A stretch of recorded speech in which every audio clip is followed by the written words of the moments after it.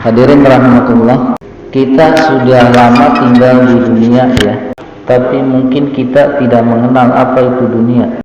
Kalau kita sering dengar lagu India, itu kata-kata dunia sangat banyak kedengaran ya. Artinya dunia itu adalah dana, artinya dekat.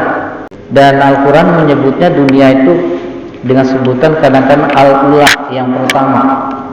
Walal akhiratu khairul laka minal ula, dan akhirat itu lebih baik daripada ula, al-ula, yang pertama, yaitu dunia. Dan Al-Quran juga menyebut dunia ini dengan bahasa ajal, ain jim lam, ajal, bukan ajal. Kalau ajal pakai alif itu artinya tempo waktu, tempo di mana waktu sudah berakhir. Likul umatin ajal, bagi setiap umat itu adalah ajal, ada batas waktu. Tapi kalau ajal itu adalah segera. Dan kata ajal ini kemudian dari pastinya turunannya menjadi ta'jil. Ta'jil itu segera, cuman umumnya di masyarakat ta'jil itu adalah makanan ya. Padahal adalah segera. Ata amrullahi fala tasta'jilu. Nah, di situ ada kata ajal. Janganlah kamu meminta kepada Allah untuk disegerakan datangnya. Apa itu? Azab, dalam ayat itu azab ya. Nah, ini dunia itu adalah segera, dan dalam filosofinya dunia itu adalah sesuatu yang fana. Kadang disebut fana, sementara. Walal akhiratu khairu wa abqa, dan akhirat itu lebih kekal. Ini lawan dari dunia ya. Banyak dalam Al-Quran disebutkan ya tentang dunia ini. Dalam surat An-Najm misalnya kata dana ada dalam surat An-Najm ayat 8. Kata adna, adna itu dari dana, artinya lebih dekat, ada dalam surat An-Najm ayat 9. Kemudian dan dalam surat Ar-Rahman itu ayat 54. Kemudian dania, dal alif nun ya ta marbutoh, artinya dekat, dalam surat Al-An'am ayat 99. Kemudian baru tuh ketemu dunia yang artinya dekat. Bisa diartikan dunia ini adalah hina, sesuatu yang rendah, dalam Al-Quran surat As-Saffat ayat 6 dan surat Al-Mulk ayat 5. Jadi kalau kita simpulkan, dunia itu adalah sesuatu yang dekat, cepat kita dapatkan, artinya kalau kita bekerja kita dapatkan hari ini, balasannya nggak di akhirat. Atau sesuatu yang segera berakhir. Jadi umur kita di dunia ini tidak akan lama, segera akan berakhir. Itulah dunia. Kemudian sesuatu yang fana, yang akan hancur, akan musnah gitu ya. Kadang-kadang kita bangga dengan ketampanan, bangga dengan kecantikan, semua itu berjalan sesuai waktu, lama-lama akan fana, musnah. Itulah dunia. Kita berangkat kerja dari masih gelap sampai pulang sudah gelap juga. Yaitu apa? Memperebutkan sesuatu yang akan kita tinggalkan. Jadi dunia ini akan kita tinggalkan, kalaupun masih ada. Kita punya motor keburu mati, kita tinggalkan tuh motor. Punya suami, punya istri keburu mati, kita tinggalkan. Dan kalau tidak begitu, dunia itu akan hancur dengan sendirinya, akan musnah. Kemudian dunia dalam hadis Rasulullah itu sangat mengandung pemikiran buat kita. Ad-dunya majra'atul akhirah. Dunia itu adalah ladang atau perkebunan atau pesawahan atau tempat kita bercocok tanam. Jadi dunia ini esensinya adalah tempat kita untuk mengumpulkan amal soleh, bukannya harta benda. Kalau kemudian harta benda yang kita kumpulkan tidak bermanfaat buat kehidupan sesudah dunia, itu sia-sia.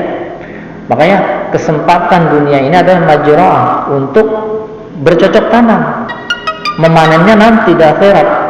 Makanya kalau kita sudah masuk ke alam akhirat, ke alam kubur, kita nggak akan bisa balik lagi ke dunia.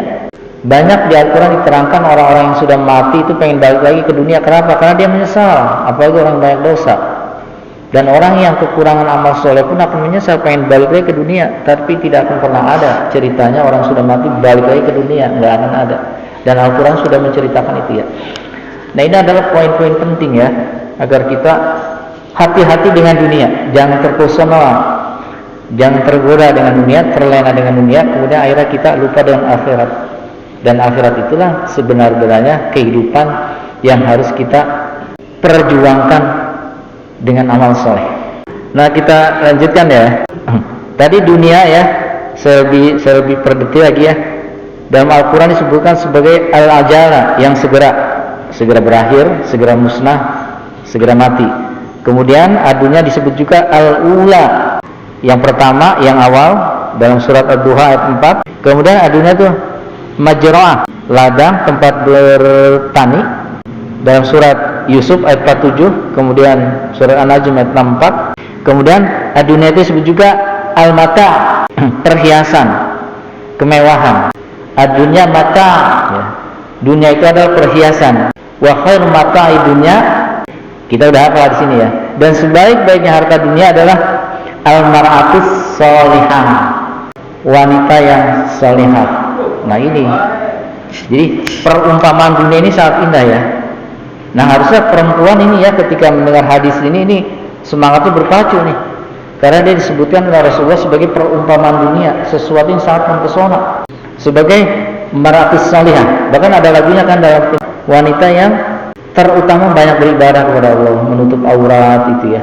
Jadi kecantikannya itu nggak diumbar kemana-mana gitu. Sampai aki-aki melihat ya, dandanan menor dan lain sebagainya. Belum lagi godaan dunia seperti harta benda, kemudian jabatan.